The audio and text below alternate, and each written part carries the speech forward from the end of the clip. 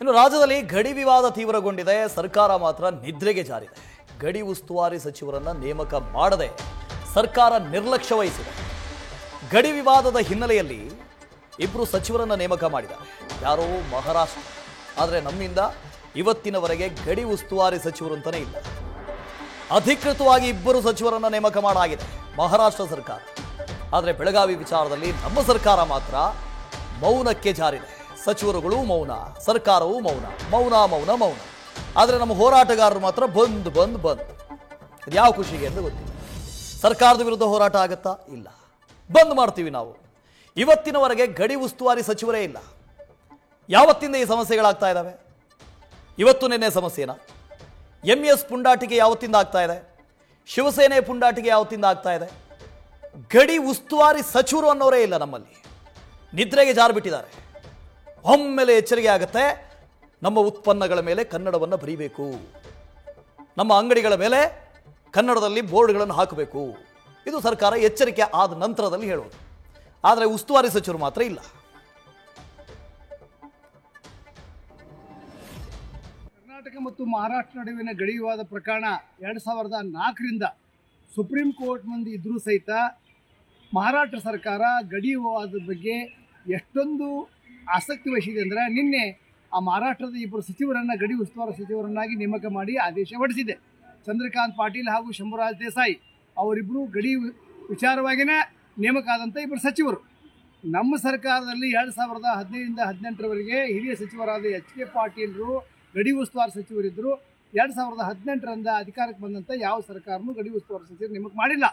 ಮೊನ್ನೆ ನೋಡಿರ್ಬೋದು, ಮೊನ್ನೆ ಬೆಳಗಾವಿಯಲ್ಲಿ ಒಂದು ಕಂಡಕ್ಟರ್ ಮೇಲೆ ನಡೆದ ಹಲ್ಲೆ ಅಂದರೆ ಉಭಯ ರಾಜ್ಯಗಳ ಗಲಾಟೆ ಆಯಿತು.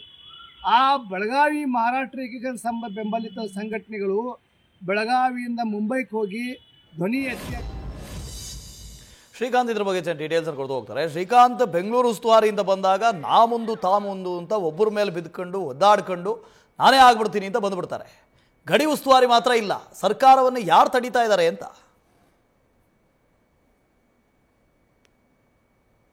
ಶ್ರೀಕಾಂತ್ ಧ್ವನಿ ಕೇಳಿಸ್ತಾ ಇದೆಯಾ? ಮತ್ತೆ ಸಂಪರ್ಕ ಮಾಡುವಂಥ ಪ್ರಯತ್ನವನ್ನು ಮಾಡ್ತೀನಿ. ನೋಡಿ, ಬೆಂಗಳೂರು ಉಸ್ತುವಾರಿ ಅಂತ ಬಂದಾಗ ಏನೋ ಯೋಯೋ ಆ ಮುಂದು ತಾ ಮುಂದು ಅಂತ ಬಂದು ಒದ್ದಾಡಿ ಹೊಡೆದಾಡಿಕೊಂಡು ನಾನೇ ಆಗ್ಬಿಡ್ತೀನಿ ಅಂತ ಬಂದುಬಿಡ್ತಾರೆ. ಅದೇ ಗಡಿ ಉಸ್ತುವಾರಿ ಅಂತ ಬಂದಾಗ ಇಲ್ಲವೇ ಇಲ್ಲ, ಒಬ್ಬರೂ ಇಲ್ಲ. ಆ ಜವಾಬ್ದಾರಿ ತೆಗೆದುಕೊಳ್ಳೋದಕ್ಕೆ ಒಬ್ಬರೇ ಒಬ್ಬ ಇಲ್ಲ. ಯಾಕೆ ಯಾಕೆ ರಿಸ್ಕ್ ಬೇಕು ಅಂತ? ಮರಾಠಿ ಓಟ್ಗಳು ಬೇಕು, ಮಾತಾಡಂಗಿಲ್ಲ. ಕನ್ನಡ ಓಟ್ಗಳು ಬೇಕು, ಅಲ್ಲೂ ಮಾತಾಡಂಗಿಲ್ಲ. ಪರಿಸ್ಥಿತಿ ಹೀಗಿದೆ. ಪಾಪ ಅಡಕತ್ರಿಯಲ್ಲಿ ಸಿಕ್ಕಾಕೊಂಡಿದ್ದಾರೆ, ಏನು ಮಾಡೋಂಗಿಲ್ಲ. ಮತ್ತು ಈ ಸರ್ಕಾರ ಈ ವಿವಾದಗಳನ್ನು ಪರಿಹರಿಸೋದು ಹೇಗೆ ಅಂತ, ಹೇಗೆ ಬಗೆಹರಿಸುತ್ತೆ ಅಂತ ಶ್ರೀಕಾಂತ್ ಮತ್ತೆ ಸಂಪರ್ಕಕ್ಕೆ ಸಿಗ್ತಾ ಇದ್ದಾರೆ. ಶ್ರೀಕಾಂತ್, ಈ ಗಡಿ ಉಸ್ತುವಾರಿ ಸಚಿವರನ್ನ ನೇಮಕ ಮಾಡೋದ್ರಲ್ಲಿ ಸರ್ಕಾರವನ್ನು ತಡೀತಾ ಇರೋದು ಏನು ಅಂತ?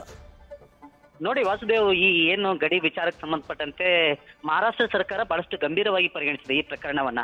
ಈಗಾಗಲೇ ಏನಂತಂದ್ರೆ ಸುಪ್ರೀಂ ಕೋರ್ಟ್ ಒಂದ್ ಕಡೆ ಮೆಟ್ಲೆ ಏರಿದ್ರೆ, ಮತ್ತೊಂದ್ ಕಡೆ ಏನಂತಂದ್ರೆ ಕೇಂದ್ರ ಸರ್ಕಾರದ ಮೇಲೆ ಒತ್ತಡವನ್ನ ಹೇರುವಂತ ಕೆಲಸವನ್ನ ಮಾಡ್ತಾ ಇದೆ. ಇದ್ರ ಜೊತೆಗೆ ಏನಂತಂದ್ರೆ ಮಹಾರಾಷ್ಟ್ರ ಗಡಿ ಭಾಗದಲ್ಲಿ ಬರ್ತಕ್ಕಂಥ ಮರಾಠಿ ಭಾಷಿಕರ ಹಿತವನ್ನ ಕಾಪಾಡೋ ನಿಟ್ಟಿನಲ್ಲಿ ವಿಶೇಷವಾದಂತ ಕಾಳಜಿಯನ್ನ ವಹಿಸ್ತಾ ಇರುವಂತದ್ದು. ಇಂತಹ ಸಂದರ್ಭದಲ್ಲಿ ಕರ್ನಾಟಕ ಸರ್ಕಾರ ಗಡಿ ಭಾಗದಲ್ಲಿ ಏನಂತಂದ್ರೆ ಕನ್ನಡಿಗರ ಹಿತರಕ್ಷಣೆ ವಿಚಾರಕ್ಕೆ ಸಂಬಂಧಪಟ್ಟಂತೆ ಮೊದಲಿನಿಂದಲೂ ಸಹ ಮಲತಾಯಿ ಧೋರಣೆಯನ್ನ ಅನುಸರಿಸ್ತಾ ಬರ್ತಾ ಇದೆ. ಹಾಗಾಗಿ ಸಹಜವಾಗಿ ಏನಂತಂದ್ರೆ ಮಹಾರಾಷ್ಟ್ರ ಸರ್ಕಾರ ಇಬ್ಬರು ಸಚಿವರನ್ನ, ಗಡಿ ಉಸ್ತುವಾರಿ ಸಚಿವರನ್ನ ನೇಮಕ ಮಾಡಿದೆ. ಆದ್ರೆ ಕರ್ನಾಟಕದಲ್ಲಿರ್ತಕ್ಕಂಥ ಸರ್ಕಾರ ಈ ವಿಚಾರದಲ್ಲಿ ಜಾನ ನಿದ್ರೆಗೆ ಜಾರಿದೆ ಅಂತಾನೆ ಹೇಳ್ಬೇಕಾಗತ್ತೆ. ಹಾಗಾಗಿ ಮೊದಲಿನಿಂದಲೂ ಸಹ ಒತ್ತಾಯ ಇರುವಂತದ್ದು ಈ ಗಡಿ ಭಾಗದ ಉಸ್ತುವಾರಿಯನ್ನ ನೋಡ್ಕೊಳ್ಳಿಕ್ಕೆ ವಿಶೇಷ ಸಚಿವರನ್ನ ನೇಮಕ ಮಾಡ್ಕೋಬೇಕು ಅಂತ ಹೇಳಿ ಕನ್ನಡ ಸಂಘಟನೆಗಳು ಎಷ್ಟೇ ಪತ್ರ ಬರೆದ್ರು ಸಹ, ಎಷ್ಟೇ ಹೋರಾಟ ಮಾಡಿದ್ರು ಸಹ ಇದುವರೆಗೆ ಸರ್ಕಾರ ಅದರ ಬಗ್ಗೆ ಕಿಂಚಿತ್ತೂ ಏನಂತಂದ್ರೆ ಯೋಚನೆ ಮಾಡ್ತಾ ಇಲ್ಲ. ಹಾಗಾಗಿ ಕರ್ನಾಟಕದ ಗಡಿ ವಿಚಾರಕ್ಕೆ ಸಂಬಂಧಪಟ್ಟಂತೆ ಎಲ್ಲೋ ಒಂದ್ ಕಡೆ ಏನಂತಂದ್ರೆ ನಮ್ಮ ರಾಜ್ಯ ಸರ್ಕಾರ ನಿರ್ಲಕ್ಷ್ಯ ವಹಿಸ್ತಾ ಇದೆ ಅನ್ನೋ ಭಾವನೆ ಈಗ ಗಡಿ ಭಾಗದ ಜನರಲ್ಲಿ ಮೂಡ್ತಾ ಇರುವಂತದ್ದು. ಹಾಗಾಗಿ ಗಡಿ ಉಸ್ತುವಾರಿ ಸಚಿವರನ್ನ ನೇಮಕ ಮಾಡಬೇಕು ಅನ್ನೋ ನಿಟ್ಟಿನಲ್ಲಿ ಈಗ ಕನ್ನಡ ಹೋರಾಟಗಾರರು ಒತ್ತಾಯವನ್ನ ಪಡಿಸ್ತಾ ಇರುವಂತದ್ದು. Keshav, okay, thank you Srikanth. News First ನಿರ್ಭೀತಿಯಿಂದ ನಿಮ್ಮ ಪರವಾಗಿ.